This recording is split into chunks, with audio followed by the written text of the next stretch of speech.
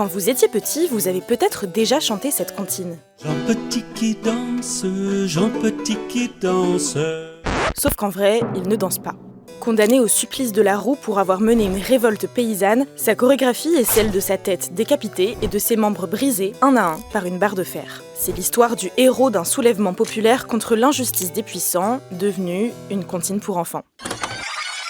Nous sommes en 1643 en actuelle Occitanie, précisément à Villefranche-de-Rouergue. Cela fait déjà une dizaine d'années que la colère gronde. La peste et les mauvaises récoltes ont affamé les paysans et les impôts ne cessent d'augmenter pour financer la guerre de 30 ans.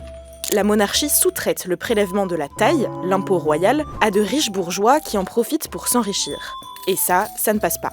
Au début de l'été 1643, 1 millier de paysans marchent sur Villefranche, guidés, entre autres, par Jean Petit. L'insurrection commence à s'étendre aux villages voisins, mais l'armée royale la réprime et arrête Jean Petit. Privés de leur chef, les révoltés continuent, mais la répression royale est violente. En octobre, Jean Petit est condamné à être roué vif sur la place de Villefranche-de-Rouergue. En martyr, sa tête décapitée et son corps démembré sont exposés plusieurs mois dans la ville. De quoi éteindre tout espoir de nouvelles révoltes.